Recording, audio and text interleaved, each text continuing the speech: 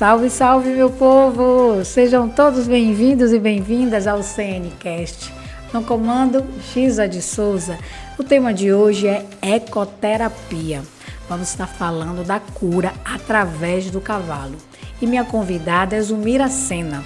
Ela que é médica veterinária, treinadora, fundadora do Centro Nosso Lar de Ecoterapia aqui em Camaçari, vaqueira, campeã de vários mundiais. Graças a Deus eu estou fazendo um nome aqui no mundo dos cavalos e eu me sinto muito orgulhosa por isso, porque são muitos anos trabalhando, buscando essa consolidação e eu quero servir assim de exemplo e incentivar cada dia as mulheres a realmente competir e montar a cavalo, que é a melhor coisa do mundo. Seja bem-vinda, Zulmira. Bom te receber. Estou vendo esse colar de chifre de vaca que ela acabou de falar. Eu estou aqui impressionada, gente, com esse colar. Chifre de vaca? É verdade. Boa tarde, Giza. Boa tarde, gente. É de chifre, né? É um colar artesanal, sim, natural, e que foi um presente que eu trago sempre com muito carinho. E nada mais do que um momento tão especial como esse, estar aqui e trazer esse colar, até para você conhecer, né? Porque as pessoas pensam que o chifre da vaca não presta para nada, do boi. Mas presta, viu, gente? Chifre também é... Chifre é bom. É cultura, hein? A obra, ó, a joia. O chifre é uma joia, tá, gente? Então, doutora, fale da sua trajetória, sua relação com o cavalo, iniciando com isso.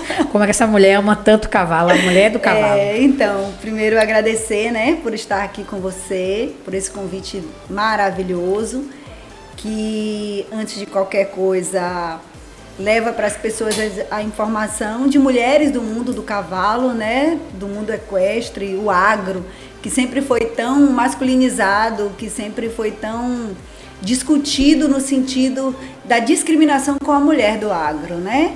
E hoje nós, mulheres do agro, estamos assim bem mais avante, estamos respeitadas, são mulheres empresárias, são mulheres que geram emprego, que geram renda e que geram muito mais beleza e cuidado no segmento do agronegócio.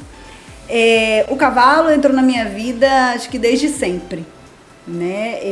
As minhas maiores referências é o meu avô, o seu Ferrinho, né? Daqui. Quem é de Camaçari, quem é daqui conhece o velho Ferrinho ali da Fazenda São João. E o meu irmão Lula, né? Que foi quem fundou a vaquejada aqui em Camaçari. A maioria das pessoas aqui também sabem. Né? Então são as minhas referências no meio. O meu avô muito mais. O meu avô é referência para mim em tudo, absolutamente tudo na minha vida. Da minha conduta como ser humano, a minha vida profissional, as minhas escolhas, tudo teve uma influência muito forte dele. E diga-se de passagem, o tempo que nós tivemos juntos foi um tempo de qualidade, porque há muitos anos meu avô morreu, mas o legado que ele deixou para mim, ainda menina, me segue até hoje e eu respeito e defendo com unhas e dentes, no salto, em cima do salto ou em cima da botina furada dentro do curral, eu respeito as minhas raízes.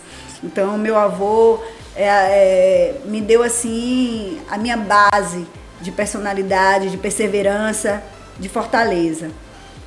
E é isso, esse legado que eu trago para minha vida sempre, em qualquer lugar que eu esteja. Você iniciou sempre na vaquejada do seu irmão Lula, né, das primeiras vaquejadas, ou você começou essa relação na cavalgada, em vaquejada, em guardar cavalo, não sei como é que chama, me conte. Não, então, a minha relação sempre foi com o cavalo.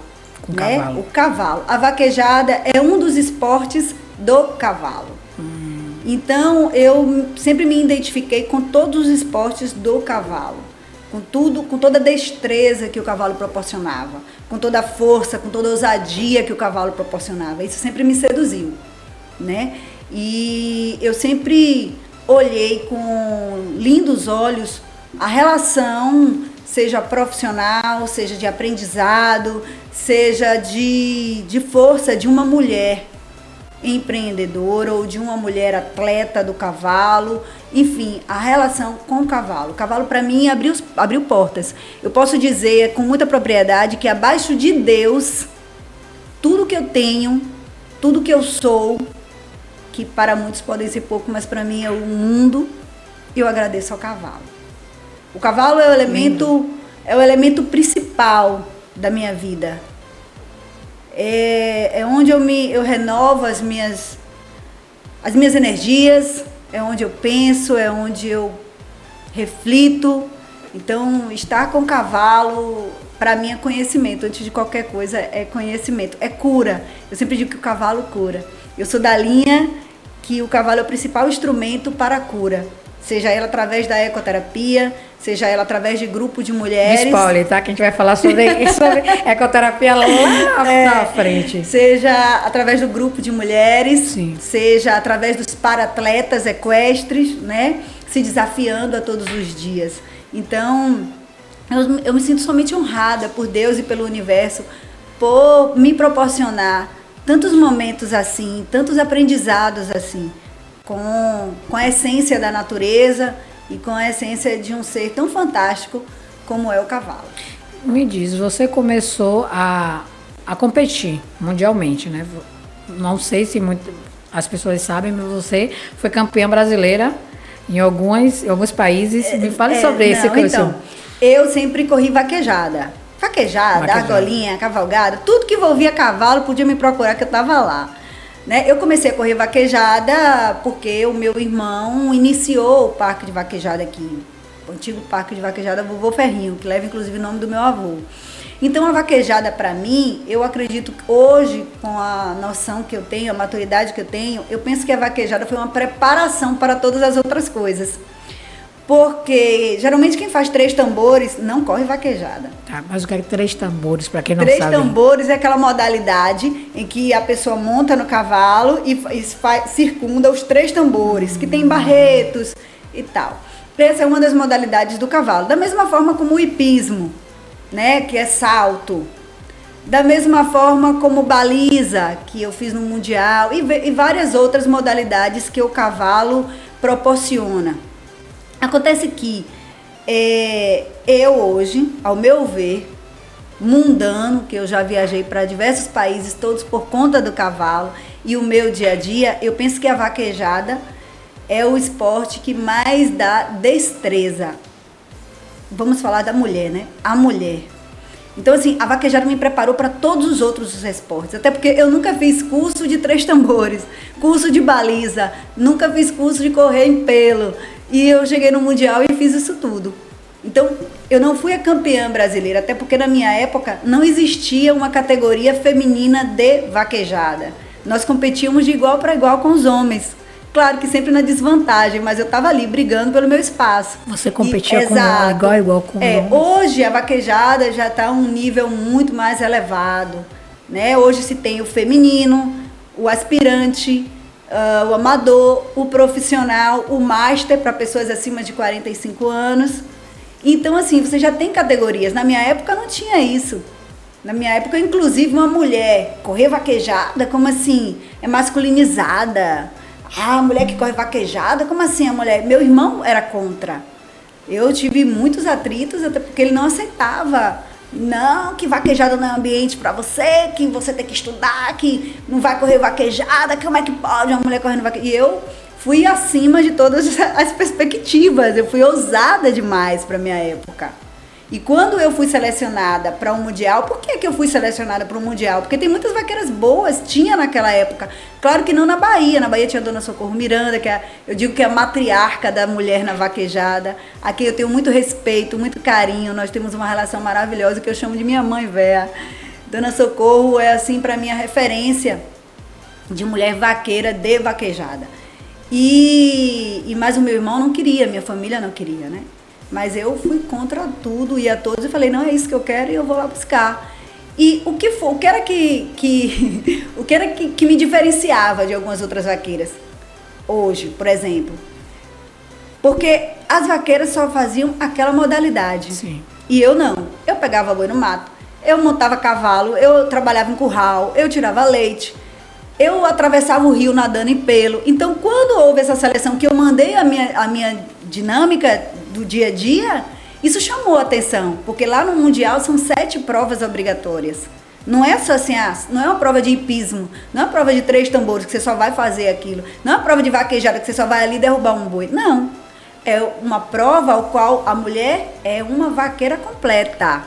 Então ela tem que mostrar a pontuação em todas essas modalidades, da Western, como a gente diz, do cavalo quarto de milha.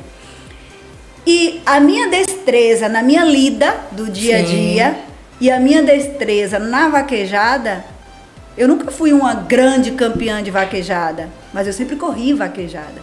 E isso eu vejo que acho que Deus ou o universo estava me preparando para o que viria depois. Então esse foi o meu grande diferencial, foi a minha lida. Não fui aquela mulher, aquela filhinha de papai que eu chegava ali na fazenda e achava um cavalo selado, não. Se eu queria montar num cavalo, eu tinha que ir no pasto, pegar, dar banho, selar. Então, hoje eu tenho, digamos assim, essa autoridade porque eu conheço lá de baixo, da botina furada, das 5 horas da manhã, quando todo mundo está na sua caminha quentinha. E isso me deu muita experiência. Isso só fez eu me apaixonar cada dia mais pela minha profissão e pela minha vida, pelo meu dia a dia. E chegou um momento que... E você foi descoberta como? Porque não existia internet naquela época, as redes sociais. Então, o Dr. Tony Madureiro, ele era na época presidente da Confederação Pan-Americana de Coleu, que é a vaquejada internacional. Ele trabalhava, não sei se trabalhava aqui na Polícia Federal, e ele era uma pessoa muito conceituada fora do Brasil. E teve uma seleção, que eu acho que ainda era Orkut, ou era e-mail. Aí eu falei, rapaz, quando eu vi esse negócio, alguém me falou, aí, por que você não vai? Eu falei, é mesmo, você tá louca? Como é que você vai? Você nunca saiu do Brasil, nunca saiu nem da Bahia, como é que você vai? Você vai pra Colômbia, você não sabe falar espanhol? Eu falei, eu aprendo, eu não nasci sabendo falar nem português, imagine. Meu amigo, se me botar pra falar tupi-guarani, eu falo, não tem problema nenhum. Aí a gente brincou, eu falei, eu vou me inscrever. Aí me inscrevi. Aí fiquei em páreo com uma vaqueira, que inclusive já é falecida, uma excelente vaqueira, que inclusive estava no auge, e ficou eu e ela no páreo. E aí, quando ele começou a ver eu atravessando o rio, que não tinha muita filmagem, essas coisas, era foto, eu atravessando um rio, montada em pelo, eu em pé no cavalo, na lagoa, dando cambalhota, falou, essa mulher, ela é doida mesmo, eu acho que vai ela, vai representar meu Brasil. Vai gente, ela. E aí eles mandaram para mim as passagens para mim, um acompanhante. Eu não tinha acompanhante, porque todo mundo ficou contra, né? Minha família foi toda contra. Isso? Que ano? Ai, menina, acho que foi 2006 para 2008. E aí eu falei, eu vou sozinha mesmo, eu vou com Deus, eu vou com o que eu sempre tive, eu vou com Deus. E aí eu fui. Eu não sabia falar nada de espanhol, a única coisa, um dicionário. E aí, antigamente existia dicionário, né? Existia, físico. Físico. E aí, eu só aprendi a falar, eu sou Sulmira Sena, sou brasiliana, só. E dei milhões de entrevistas em televisão, em rádio e tudo no portanhol. Posso dizer que tem uma família na Colômbia hoje, em alguns países da América Latina, amigas, irmãs, Cuba, meu Deus, são amigas de verdade, que a gente se fala, que elas vêm pro Brasil, que eu vou para lá, que são grandes profissionais, engenheiras agrônomas, médicas veterinárias, advogadas e que são do cavalo.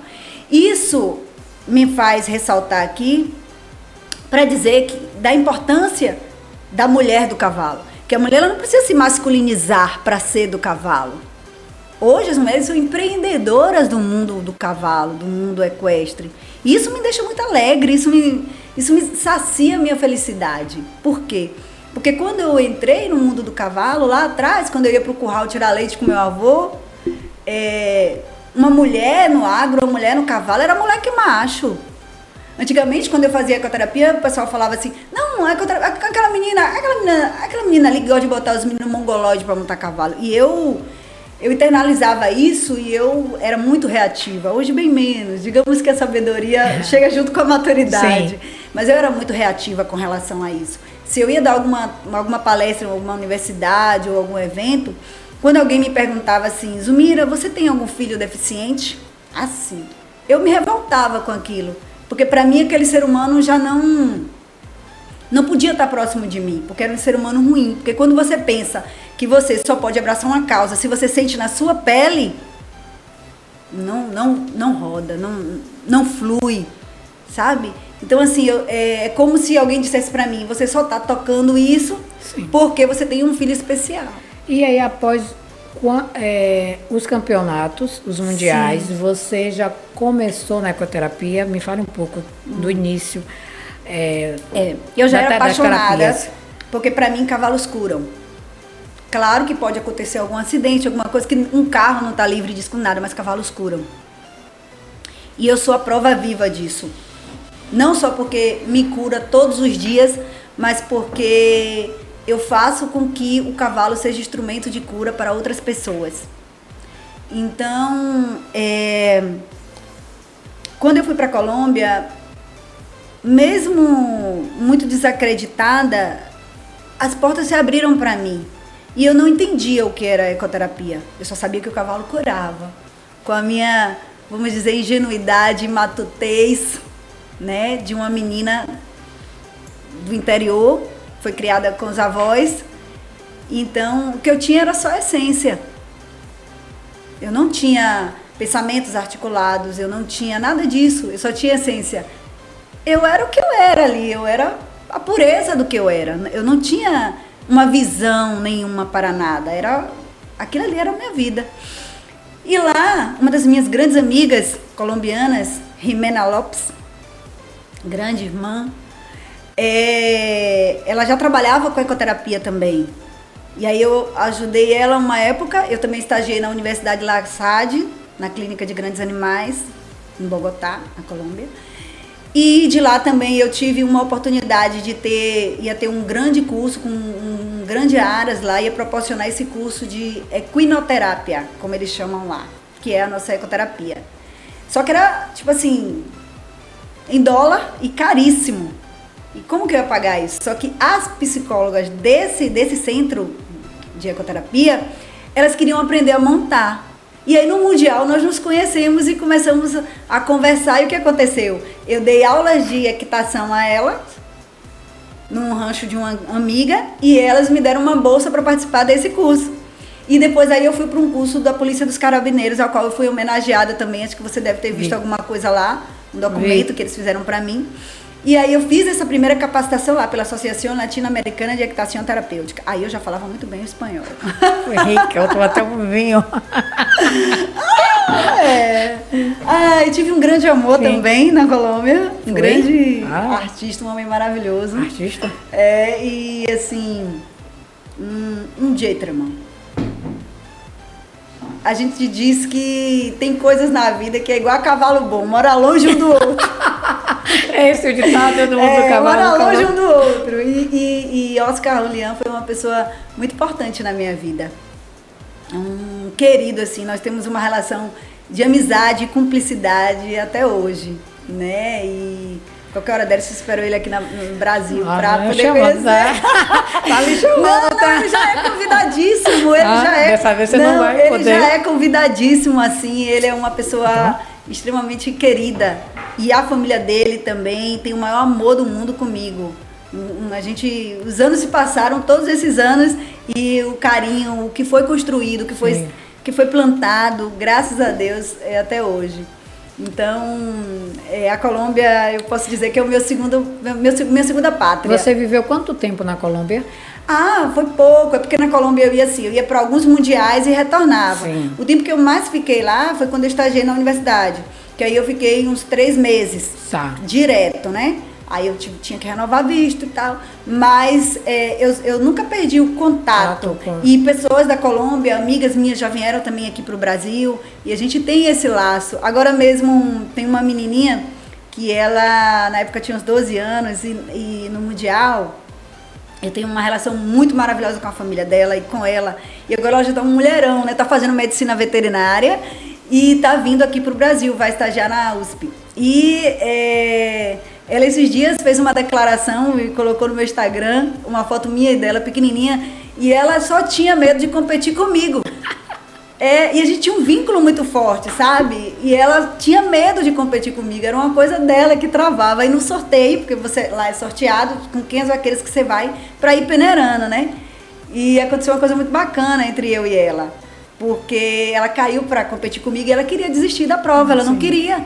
Ela parou e aí tive que conversar, mas foi muito bacana. Agora me diz, aí você voltou e você fundou o centro. Vamos lá.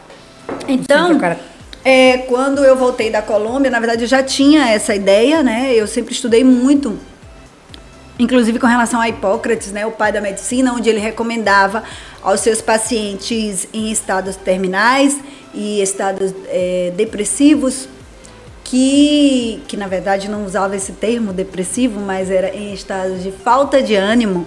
Hipócrates, há mais de 400 anos antes de Cristo, ele recomendava passeios a cavalo.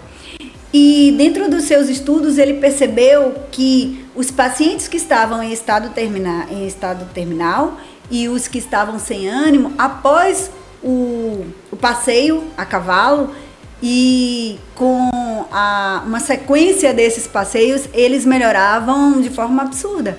Incrível. Né? Então, assim, a ecoterapia, quando chegou para mim, eu já estudava Hipócrates, né? E outras formas de cura através do cavalo. Hoje já se fala muito sobre as constelações familiares com cavalos e tal, que na verdade é uma das coisas que eu já desenvolvi aqui com um grupo de mulheres, né? Mulheres e com os cavalos, e depois a gente fala disso. Tá. Mas aí eu cheguei com a ecoterapia. Sim. E a minha casa se transformou na ecoterapia. Sua casa. Porque eu tinha os cavalos, mas os meus cavalos eram de vaquejada, são cavalos quentes. Então eu consegui com um amigo um cavalo emprestado, mais dócil, treinei esse cavalo. E daí começamos a ecoterapia. Nunca cobrei nada a ninguém, era a minha contrapartida para o mundo. Só que chegou um momento que eu não conseguia mais acolher.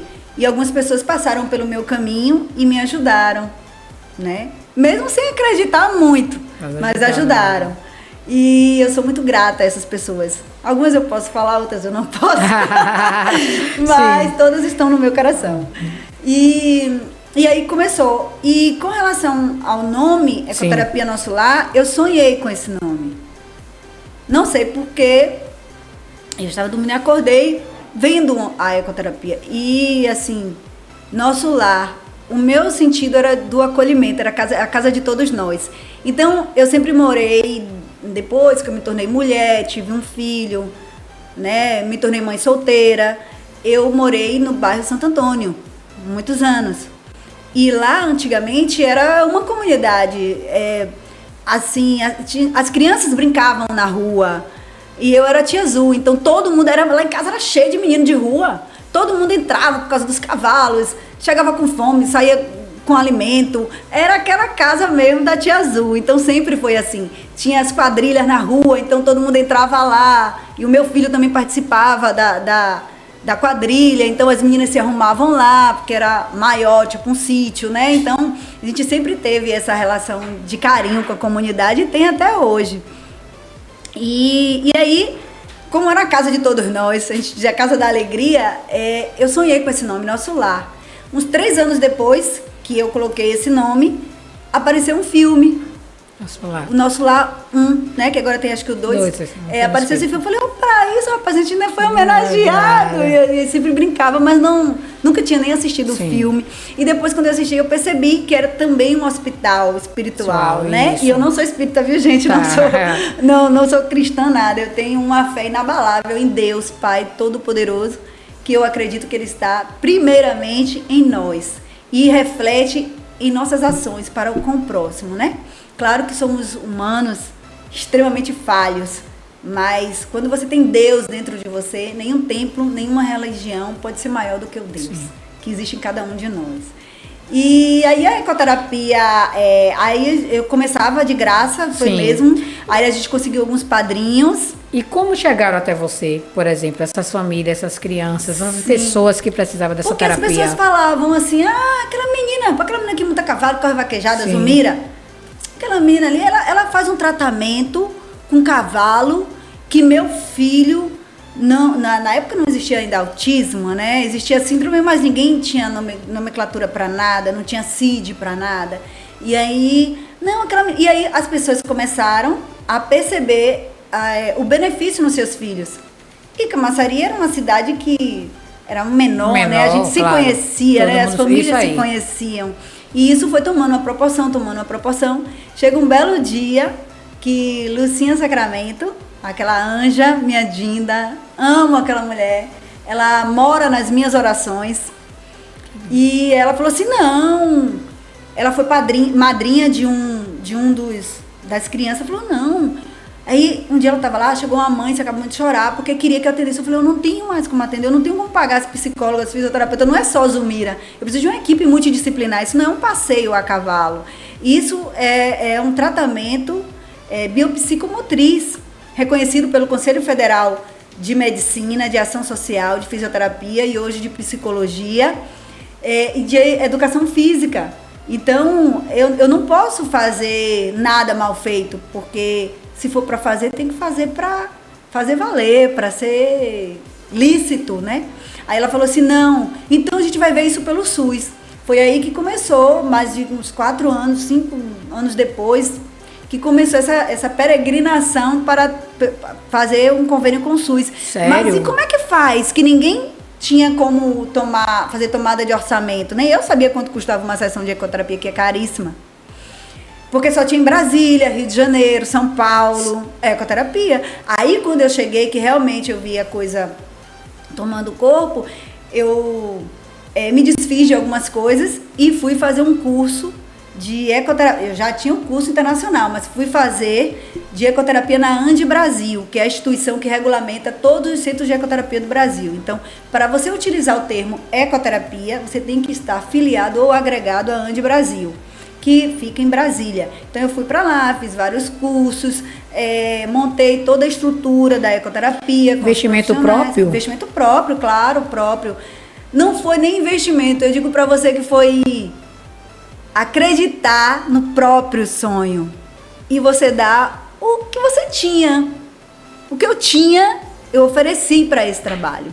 E olha que eu tinha muito pouco. Acho que eu não tinha nem para mim mesmo. Mas Deus, ele é tão presente na minha vida, Deus, ele é tão maravilhoso, que ele coloca anjos assim, quando eu menos espero. E eu não ando em igreja, não ando com a Bíblia debaixo do braço, não ando profetizando nada, mas acho que Deus sentiu nossa alma. E Deus botava as pessoas assim para me orientar, para me ajudar, para me mostrar um caminho, e assim eu fui seguindo, passinho por passinho. E hoje só aqui nós atendemos 90 famílias, 90 famílias. Só aqui em Camaçari, fora os para-atletas equestres, onde nós somos a primeira equipe de para-atleta equestre do Nordeste. Peraí, vamos continuar aqui, sério. Mas eu quero... E após a fundação do Nosso Lar, você foi Bora falar da educação, tá? Da formação profissional. Como você chegou na medicina? Tá. E aí dos cavalos? Então, eu sou formada em agropecuária, Sim. Pela Agrotécnica Federal, que nem existe mais, hoje é IF Baiano, né? Eu era açougueira. Açougueira, conta essa história eu era açougueira, eu fui criada de matadouro, né? Matadouro de gado, assim, eu fui criada nesse meio totalmente masculino, né? E, claro, em alguns momentos eu tinha também que me impor e me masculinizar para conseguir conviver, né? Se me jogar nos lobos, pode ter certeza que eu estarei entre a alcateia. Então, assim, eu fui ser açougueira. Açougueira, menina. Eu conheço todo tipo de carne, eu desposto um boi para você. Eu era açougueira mesmo, eu era dona do açougue, mas eu não pagava um açougueiro. Eu é que destrinchava o boi, eu é que atendia minhas clientes. Eu aqui cortava no machado, no cepo, porque hoje tem uma serrinha que você vai ali. Não, naquela época era no machado e um cepo. O cepo é um tronco de árvore bem grande, assim, geralmente de jaqueira, que todos os açougues antigos ainda têm. E eu fui açougueira e depois eu falei assim, eu estudei a vida toda eu estudei no cajueiro, antigo cajueiro, ali no Deva, Depois virou Félix Joaquim, depois do Polivalente, Aí, a época que eu tava saindo do Polivalente foi a época que eu era açougueira. No nível médio, no ginásio, praticamente. No ginásio. No ginásio. Aí eu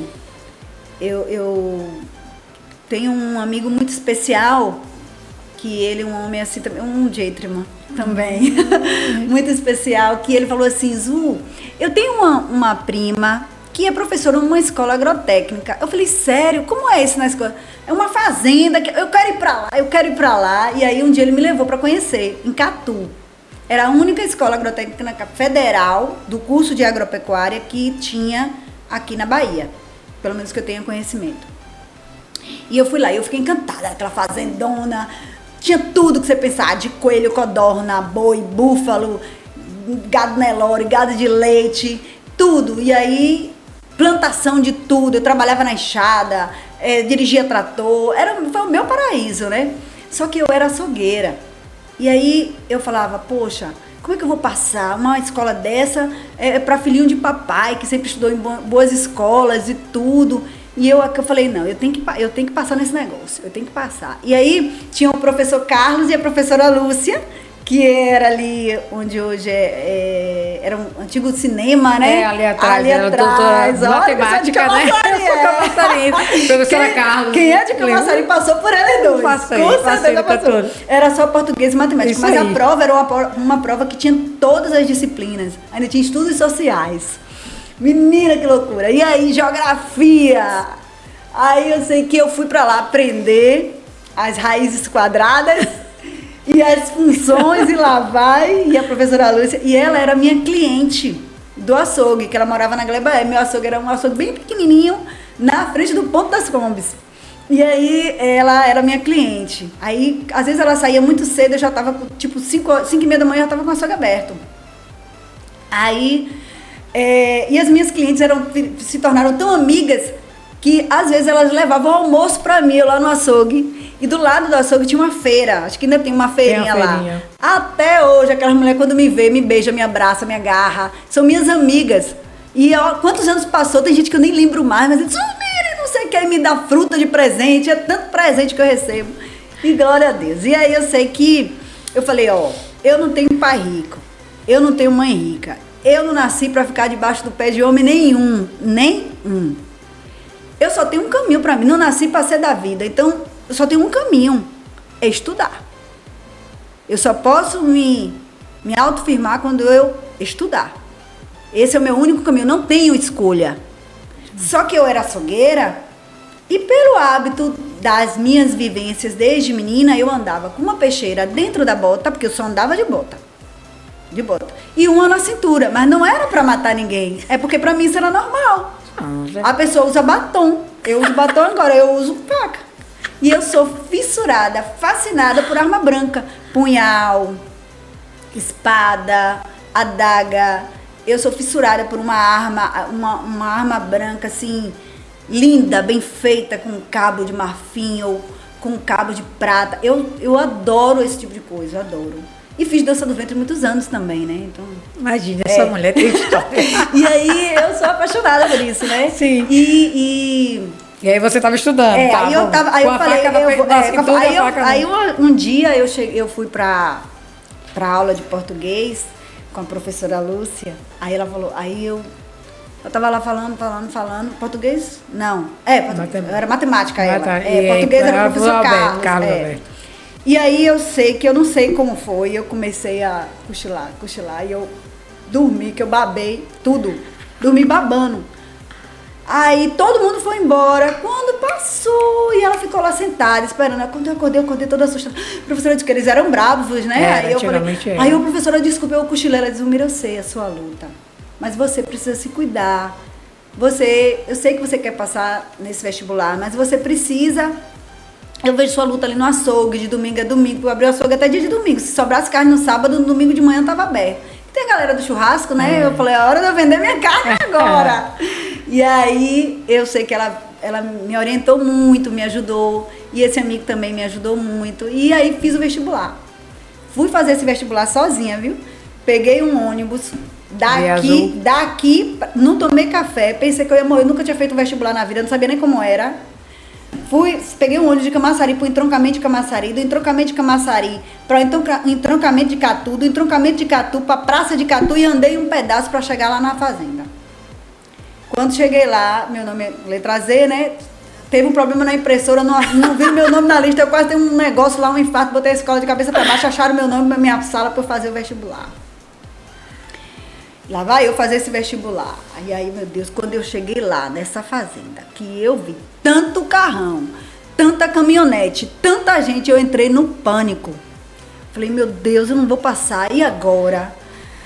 Falei, como é que pode, como é que eu vou competir com esses filhos aqui de fazendeiro, não sei o quê. Eu falei, bora, vamos meter carão, vamos lá. Fiz a prova. Com uma fome, que eu saí tão cedo e tão ansiosa que eu nem tomei café. A professora percebeu e me deu um pedaço de bolo. Você acredita nisso? Eu nunca esqueci isso. Ela chegou, acho que o lanche, né? Porque foi a prova direto, várias provas. E aí ela, gente, alguém é servido. Eu olhei, na hora que ela falou, eu olhei assim, baixei a cabeça. Mas ela foi tão sábia e tão sensível. Aí eu falei, não, professora, eu não quero não. Ah, não é possível que ninguém vai querer. E ela conduziu a situação de uma forma tão sábia e tão delicada, que aquilo ficou marcado na minha vida. E aquele pedacinho de bolo de milho me fez conseguir terminar a prova. Acredite. E aí, beleza. Aí eu esperando, isso foi em novembro, esse resultado só saiu em janeiro. E eu passei esses meses em tempo de ter um negócio. Aí ligava, não pode dar, tem que ir lá. E eu não tinha dinheiro nem para ir em Catu novamente buscar esse resultado. Que era físico, não tinha aquele negócio de vencer. Aí eu fui, aí eu comecei a tremer. Lá na hora que cheguei lá na secretaria, né? Que antigamente era secretaria, não era recepção. E aí, dona, acho que era Margarida o nome dela. Por favor, eu queria saber o resultado dela. Aí eu nervosa pra ela, calma, você tá nervosa, citou. Fala a verdade aí, eu não passei não. Fala a verdade, toda ansiosa. Calma, e aí toma, eu digo, meu Deus, esse nome meu por último, tudo meu é o último. Acho que eu fui a última dessa. Menina, eu fiz um caso, ela falou assim, é você que é Zulmira? Zuleide, não sei o quê. Eu falei, não, então meu nome não tá aí não, né? É Zulmira, eu falei, é Zulmira Alves Sena. Aí ela parou, eu olhava pra lista, olhava pra mim, eu falei, que mulher desgraçada. Hoje que eu já tô pensando, aí ela falou assim, Zulmira, aí encostou no balcão, falou assim, pegou na minha mão. São coisas assim, detalhes que você não esquece. Pegou na minha mão e falou assim, parabéns, você foi a segunda colocada. Mulher, eu só botei a mão na cabeça assim e comecei a chorar e me agachei assim, sabe? Aquele posicionamento fetal, aquela posição fetal. E eu chorava tanto, porque pra mim era o máximo, como assim? Eu açougueira e tal. Só que eu passei na primeira etapa, né? A segunda etapa era o período de adaptação, 30 dias, na fazenda. Sim. Mas eu passei na primeira, segunda etapa. Cada e na fazenda tiro de letra. Aí, minha irmã, tinha o vestiário, né? Vestiário feminino. E aí eu tinha que vestir o macacão para ir pro curral. Só que no meio, eu fui fazer isso e eu tirei minhas facas e deixei no meu armário do vestiário. Eu só andava com minhas facas, era Lilica. O nome das, tinha nome, minhas facas tinham nome. Lilica, a faca Lilica. Dela. Aí tinha nome. Era Lilica e Porretinha. Então todo mundo tinha nome. Aí eu tirei tudo, né? Claro, eu não ia pro curral e nem queria que ninguém visse minhas facas, porque eram minhas coisas de estimação. Não era pra matar ninguém, não era pra nada. É porque a gente que é do mato é assim, sempre tem um canivete, uma coisa pra cortar uma corda, uma necessidade. Isso é normal, é igual uma mulher que tem um batom. Eu geralmente não tenho um batom na bolsa, mas tenho uma faca. Isso é lindo. E aí eu sei que eu fui mulher. Só que depois que eu fui entender que esse período de adaptação na fazenda é assim, porque as pessoas que já estão lá, por exemplo, tem um animal doente. Aí quem entra de férias, esses que vão iniciar, assumem o manejo de todos os animais, que são vários setores. É uma fazenda, é uma mega fazenda. E vários setores. E eu fui logo para onde eu mais me identificava, para o curral. Quando chegou lá, um bocado de meninos, um menino vai mole, que eu pensei que era um menino retado. Não quero com esses meninos. Aí tinha um animal que tinha feito uma discórnia, que é a retirada dos chifres, e estava infeccionado e com vários problemas e tal. E aí eu fui fazer isso, junto com os meninos. Peguei, Armei o circo todo. Ó, você fica do outro lado da cerca, segura a corda assim, não sei o quê, que eu tava no meu espaço, né? Me achando.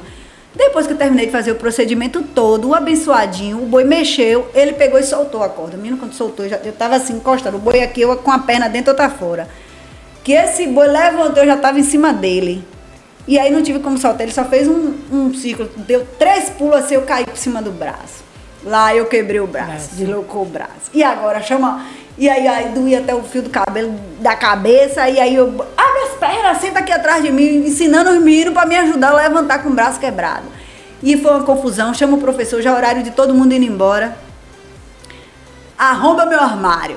Acha a faca. Arromba meu armário para pegar meus documentos para me levar para o hospital. Escuta que situação. Quando arrombaram o armário, acharam as Lilica. Minha filha lá, eu fui pro hospital, daqui a pouco eu recebo a carta, meus pais irem lá. Eu digo, não, meu pai não resolve não, quem resolve sou eu mesmo.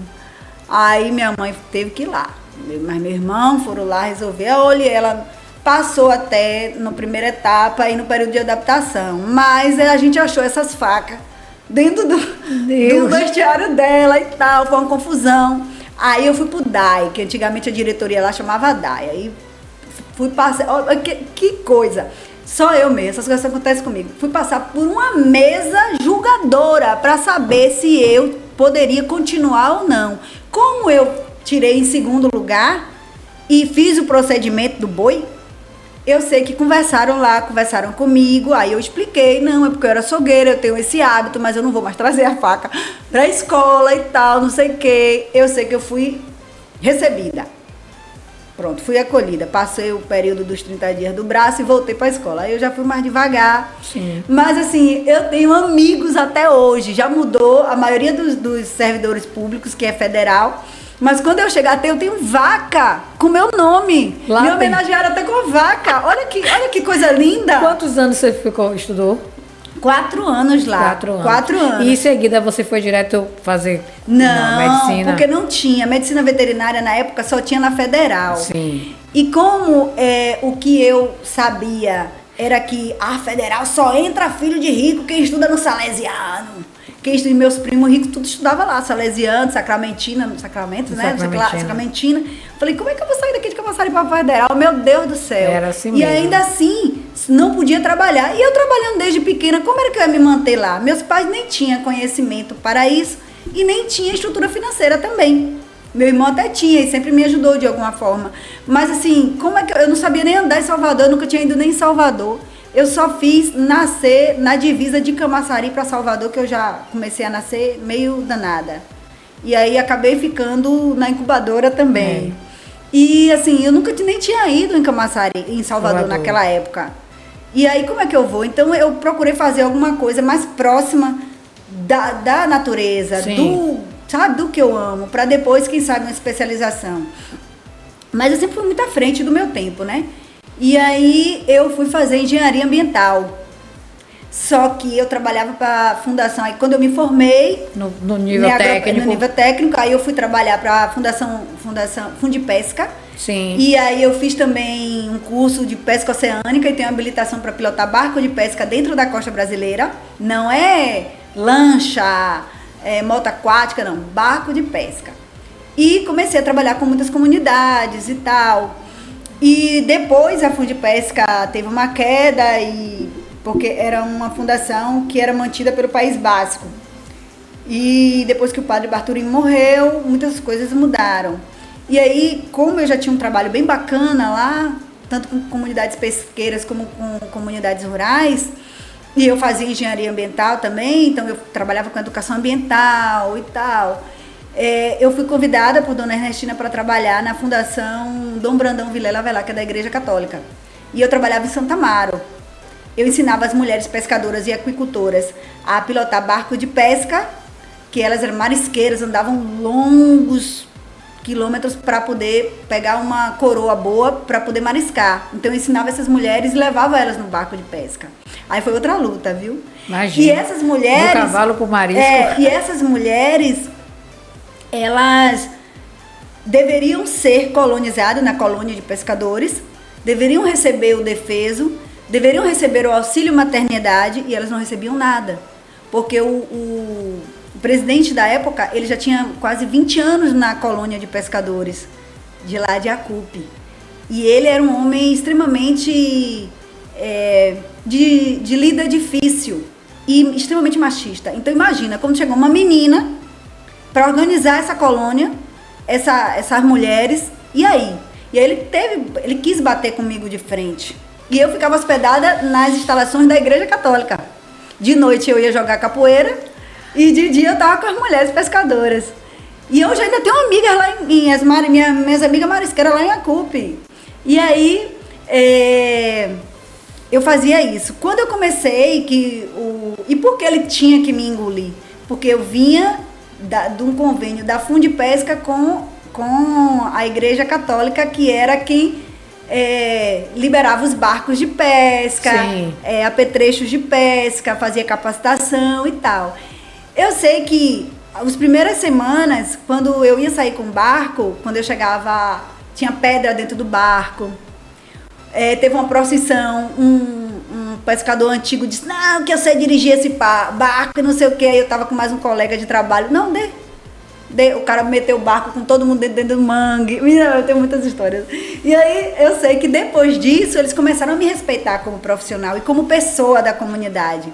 E aí eu consegui colonizar as mulheres, atualizar. Aí eu fui para um congresso internacional que teve em Luisiânia, em Goiás, de mulheres pescadoras e aquicultoras. Eu fui como delegada da Bahia e lá nós tivemos voz e essas mulheres voltaram de lá muito empoderadas, muito fortes, né? E hoje, graças a Deus, as mulheres ali de Acupe, de Salbara, a maioria delas, todas são colonizadas, recebem os seus direitos, e eu acho isso muito fantástico, né? Mais uma vez a gente rompendo o machismo e o preconceito.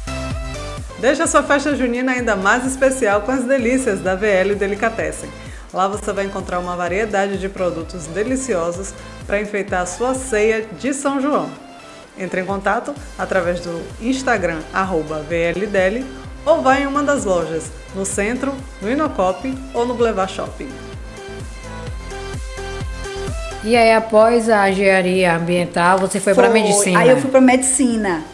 Aí surgiu o primeiro curso de faculdade particular na Unime. Tipo assim, hoje em torno de R$8.000. Falei, como assim eu vou pagar esse curso? Falei, mas eu vou estudar nessa faculdade. Menina, é incrível. Eu falava assim, não, isso aí vai acontecer. E eu corria atrás, né? Eu não ficava sentada aqui esperando, Giza, vamos ver se Deus manda pra mim do céu, não. Deus disse, isso aí você já tinha um centro já? Não tinha ecoterapia não, isso foi bem antes. Aí eu já tinha casa, eu já morava lá no Santo Antônio. Aí eu falei, não, eu vou entrar nessa faculdade veterinária aí. Essa daí dá pra eu trabalhar. Que a pessoa acho que pega não sei quantas matérias, não sei o que, isso eu pensando, né? Conversando, que eu converso muito comigo mesmo. Aí eu falei, eu vou, agora como é que eu vou? Aí alguém me falou que tinha um programa do governo federal que chamava Educa Mais Brasil.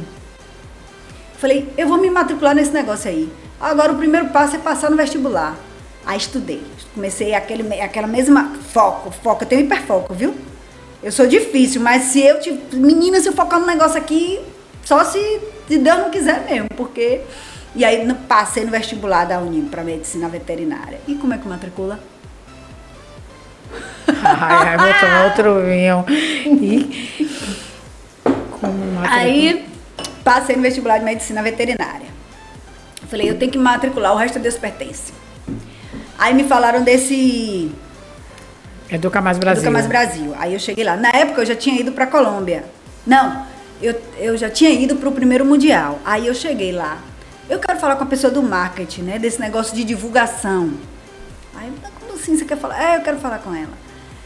E aí eu falei, olha, eu sou do interior, meu nome é Zumira, eu sou vaqueira. E na época eu me considerava vaqueira, né? Eu tava atual, não tinha mulher correndo. Hoje as meninas dão show de bola aí. Aí eu falei, eu sou vaqueira, eu posso ser atleta Unime, eu tenho Educa Mais Brasil, eu quero estudar, eu quero que você me dê só a oportunidade de estudar. Me ajude. E fui humilde mesmo, com a minha necessidade, falei de alma, de coração, e acho que a outra pessoa recebeu isso. E aí ela falou assim, a gente tem uma bolsa aqui pra você, não é integral, agora você complementa com Educa Mais Brasil, sim, você vira atleta Unime, e você paga, acho que era 10 ou era 15%. Aí eu falei, eu posso pagar esse 15% aqui em trabalho? Eu posso limpar uma sala, eu posso varrer um chão, eu posso dar comida aos animais, eu posso limpar as baias, eu posso fazer o que você quiser. E aí ela falou, pode. E aí eu comecei a ficar no hospital veterinário, pagando meus outros 15%. Além da bolsa, eu tinha Educa Mais Brasil e meus 15% de mão de obra. Gente, E assim eu consegui entrar na Unime e ficar tantos anos. É você. Aí, o que foi que aí, quando eu fui pro Mundial, a Unime aí, porque, não, vamos lá, e fui levar pra ela as cartas que eu recebi. Aí, não, a Unime vai lhe padronizar, me levou pra umas selarias que tem ali no Rio Vermelho, só tudo caro ali. Falei, meu Deus, eu tô nem acreditando que eu tô chegando nessa, que eu tô entrando nessa selaria aqui. Aí a Unime foi comigo, com o pessoal do marketing, comprou roupas lindíssimas, muita logo, muita coisa, chapéus, tudo pra eu ir já pro outro Mundial. E aí eu fui, representei a Unime e tudo que eu fazia representava a mulher. Era a garota propaganda da Unime. Você então, o segundo mundial, que foi em qual país? Na Colômbia também. Na Colômbia você já foi representando? Já fui representando a Unime. Que você estudou. Claro. Você pagava seus estudos com você era a garota propaganda da Unime. Exatamente, eu não tinha como pagar. Os meus pais não tinham condição de pagar. Inclusive meu pai estava em situação terminal de câncer.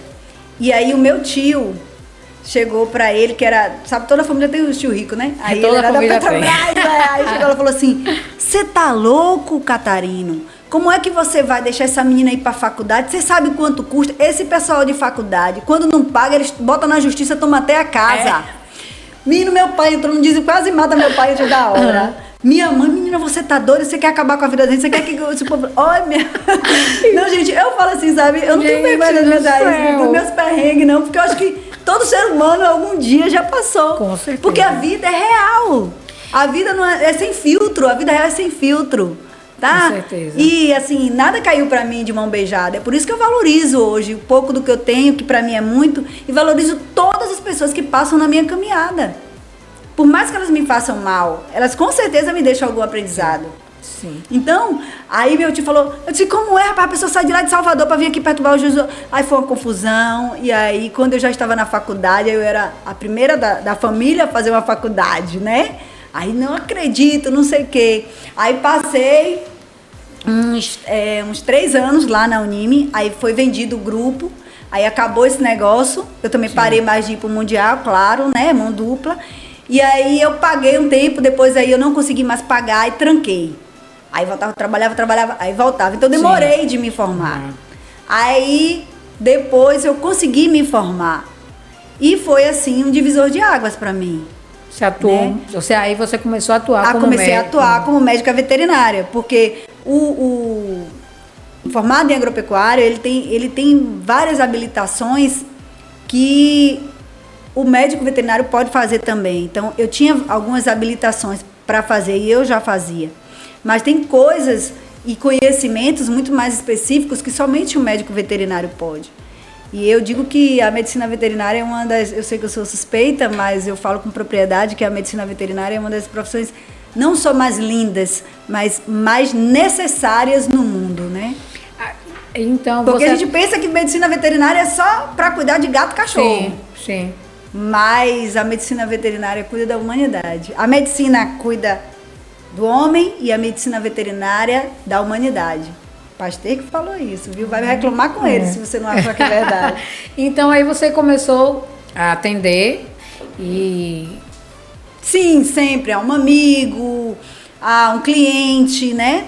Mas eu acabei me envolvendo muito com a ecoterapia também. Então diminuiu o meu fluxo de atendimento. Acabei saindo um pouquinho da veterinária e eu comecei a me doar mais para outras coisas. E agora eu estou retornando para a veterinária com mais força, estou pós-graduanda em clínica e reprodução equina. Já faço inseminação artificial em vaca, mas agora estou me aperfeiçoando para égua e garanhões, né, equinos e assim, montando meu pequeno laboratóriozinho e chamando por Deus e vai dar tudo certo. A Sabor de Milho Pamonharia está esperando pela sua encomenda. Lá você vai encontrar várias delícias feitas com milho. Além da pamonha, tem mingau, canjica e uma novidade, o suco de milho. Entre em contato através do Instagram, @sabordemilhopamonharia e faça a sua encomenda.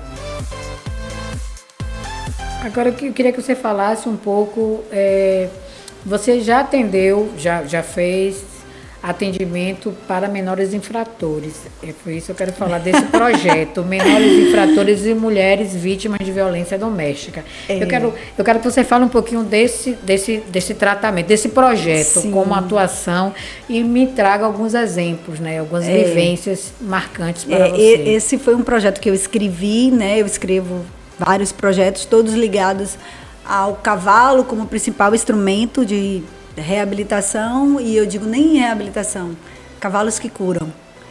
E esse é um projeto muito delicado, que ele foi escrito para o CREAS, né? E ele era um projeto, porque assim, todo município ele tem que fazer o Ministério Público bate no município porque tem crianças e jovens cumprindo medida socioeducativa.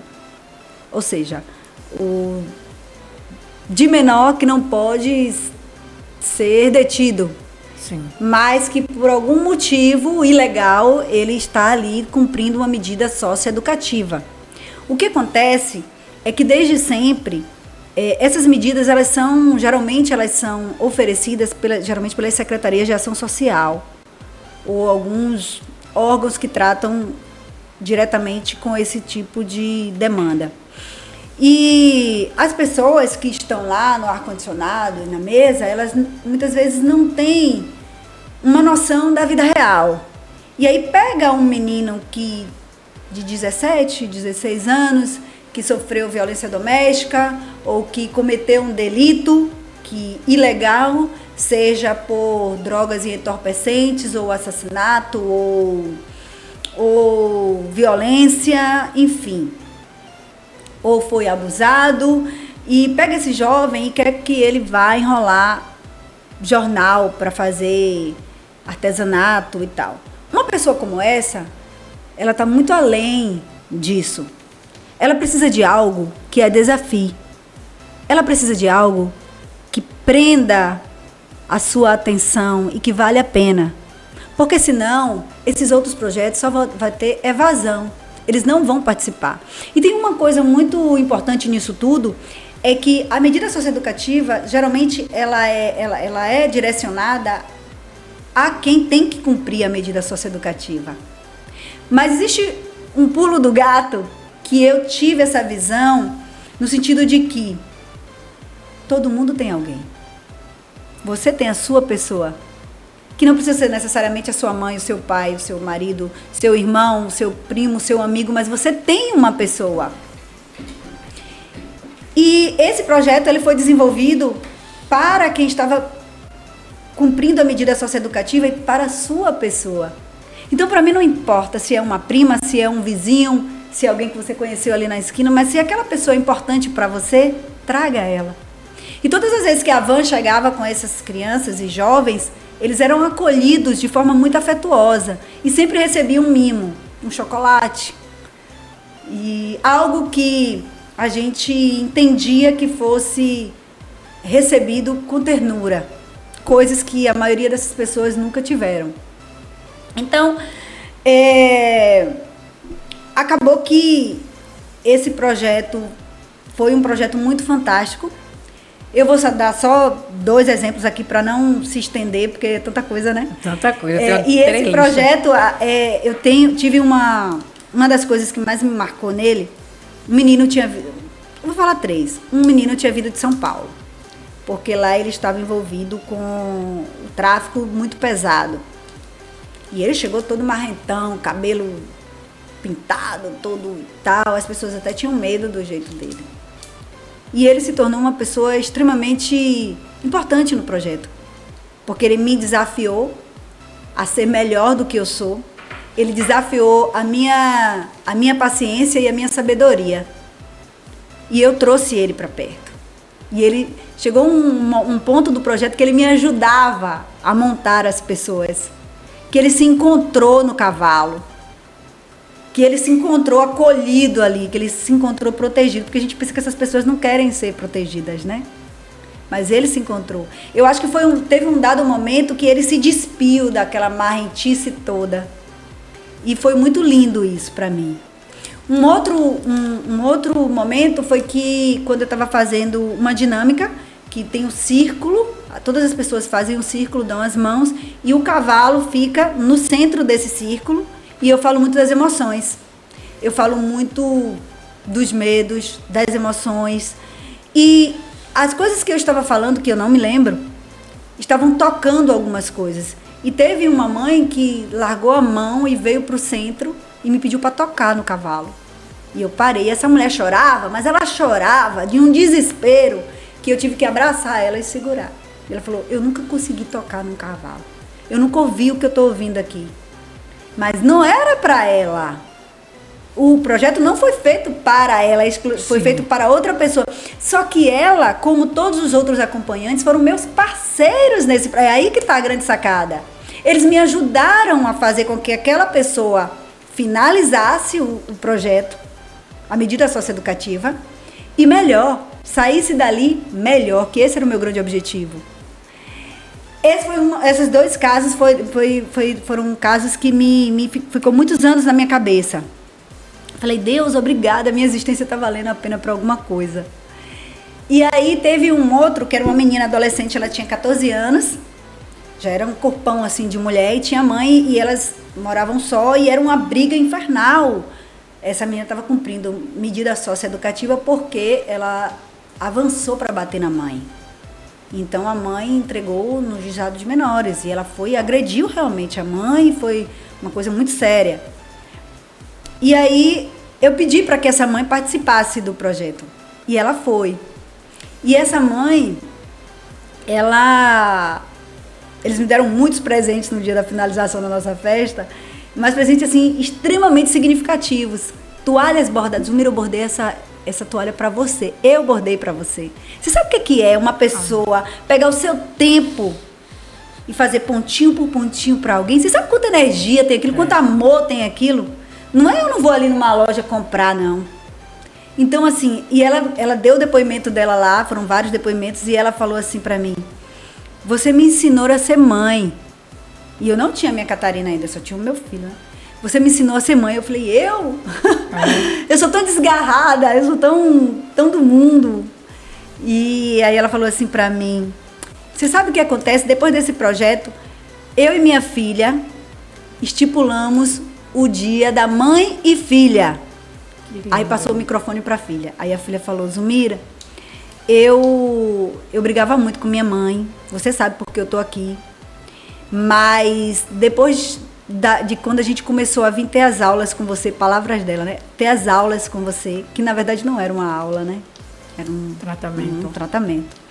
As aulas com você, a gente estipulou o dia da mãe e filha. Então, todas as quintas-feiras, a gente faz alguma coisa juntas.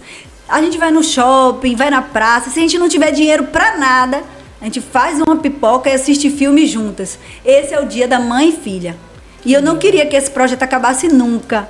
E assim, foi muito choro, foi muita coisa. E ela falou pra mim isso, você me fez ser uma filha. Aí uma outra que estava acompanhando um primo, que tinha perdido a mãe para o crack, agarrou assim na minha cintura e falou assim, eu olhei para ela assim para baixo, ela falou assim, você quer ser minha mãe? Eu queria tanto ter uma mãe como você. Mulher, eu tive que ter muito Deus no coração para não chorar, porque eu tinha que passar para ela uma força, eu não podia me emocionar naquele momento, né? Eu tinha que acolhê-la da melhor forma possível. E eu falei, só de você estar aqui, você já é a minha filha. E aí, levei a coisa de uma forma muito lúdica, muito bacana. E teve uma outra mãe que tinha um filho daqui acho que era do Verde. E o filho dela estava envolvido mesmo com um tráfico de forma muito pesada. E no dia do depoimento dela, ela disse, Zumira, meu filho é outra pessoa. Eu não sei o que você fez, mas ele é outra pessoa e eu lhe agradeço por isso. Eu nunca vou esquecer de você. Aí eu falei, eu não fiz nada. Foram todos vocês que fizeram. Inclusive, para eu estar aqui, É porque vocês aceitaram e acreditaram no meu trabalho e no de Jaque, que era psicóloga da ecoterapia, e aí ela fazia o trabalho na ecoterapia e eu a convidei para participar desse projeto, e ela fez com grande maestria, Jaqueline. Que lindo. Ela é uma psicóloga fantástica, então ela trabalhava essa parte da psicologia quando eles chegavam, e aí eu levava tudo isso para o cavalo. Então a linguagem do cavalo é que chamou a atenção, porque se fosse para eles irem num consultório com uma psicóloga, não iria funcionar. Mas a dinâmica, a metodologia que isso foi aplicado, foi que fez todo o diferencial.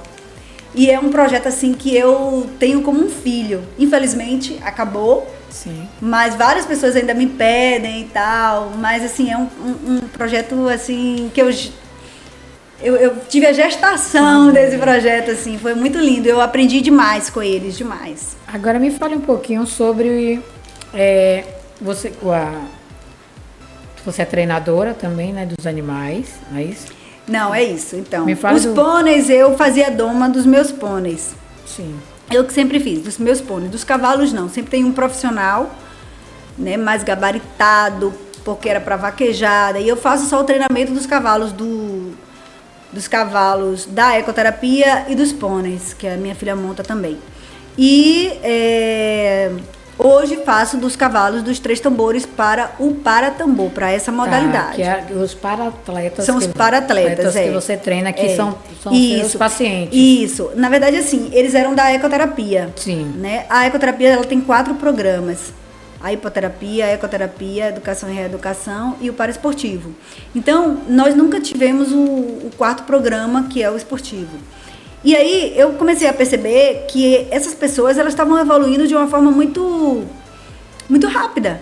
Então, chegava um momento que eles estavam evoluindo tanto que a ecoterapia já ficava limitante para eles. Então, eu falei, não, vamos botar para o esporte.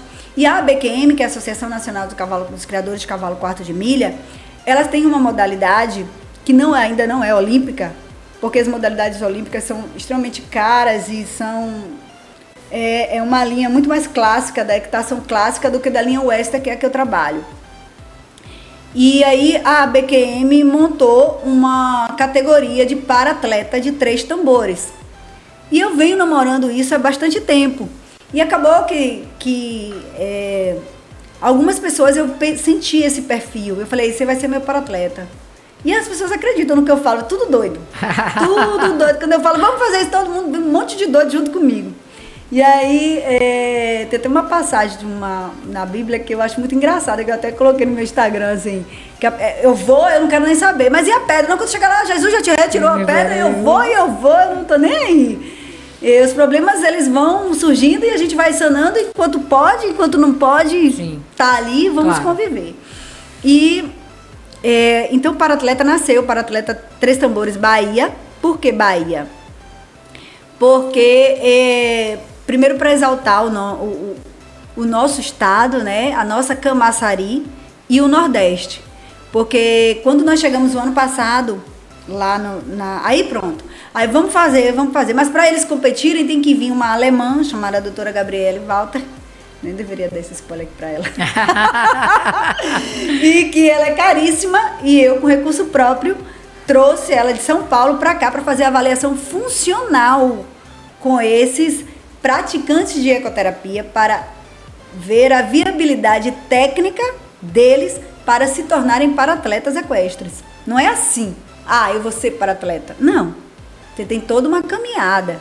E aí foram feitas avaliações e as suas respectivas categorias. Né? Por exemplo, eu tenho um para-atleta lesão medular alta, cadeirante total, que ele é um bicampeão, ganhou ano passado na Nacional e ganhou esse ano agora no Congresso Brasileiro, agora em julho. Bicampeão? Sim, agora em abril nós ganhamos. É daqui? Sim. E temos também aqui uma menina ali do Triângulo, Rita de Cássia, a família dela é muito conhecida, é a nossa reservada campeã, 2 anos seguidos também. Ela era uma mulher linda, fazia academia de segunda a sábado, trabalhava na Ford, subia naquelas torres lá da Ford, e de repente, do nada, assim, ela teve uma dor de cabeça e teve um AVC. e tem o lado esquerdo totalmente comprometido. Entrou em depressão, chegou lá na ecoterapia muito forte, né, muito gorda, numa cadeira de roda e nunca tinha montado no cavalo. E hoje é reservada campeã da maior competição brasileira, das duas maiores competições brasileiras do nosso país. Brasileira? Sim, brasileira. Inclusive é uma competição internacional, né?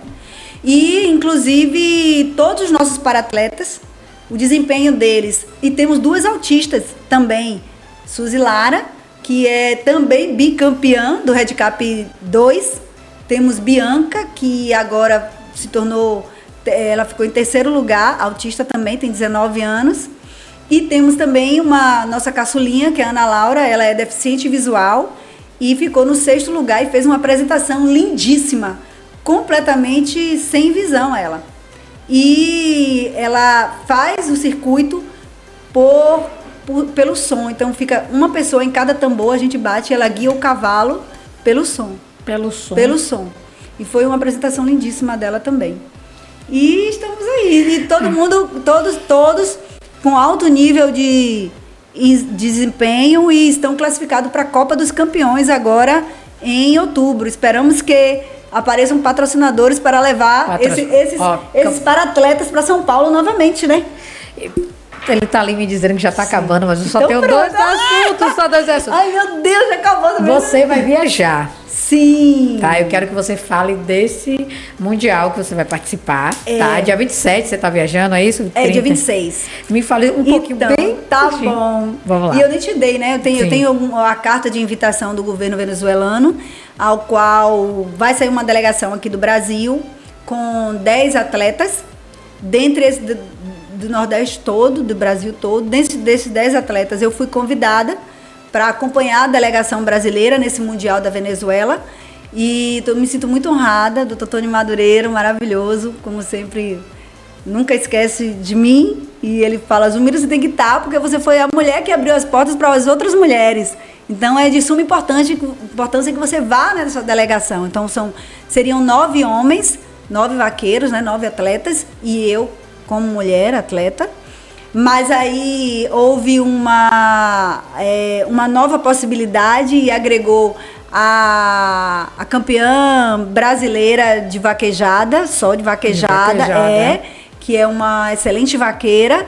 E ela vai também, então, de mulher só vamos nós duas, e os 9 vaqueiros, a delegação, além do Dr. Tony Madureiro, que é o presidente da Federação Pan-Americana, e vamos estar lá representando o Brasil, levando nossa cultura, levando nosso esporte equestre genuíno do Nordeste, que emprega, eu sempre digo, gente, a vaquejada emprega daquela pessoa lá embaixo, que faz um couro, que é um tratador de cavalo, ao doutor no mais alto nível de conhecimento técnico-científico.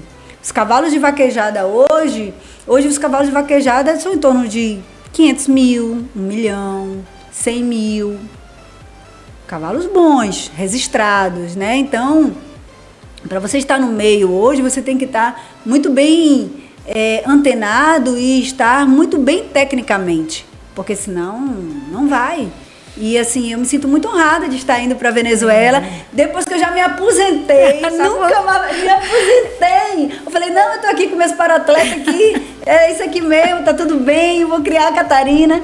E aí chega um convite como esse, num momento desse da minha vida. Eu falei, não, eu não vou não. Como assim você não vai? Você vai sim. Aí eu estamos indo aí com fé em Deus, representar lá o Brasil, né, levar o nome do Brasil mais uma vez para os campeonatos do cavalo internacionalmente, e só me sinto sempre honrada por Deus.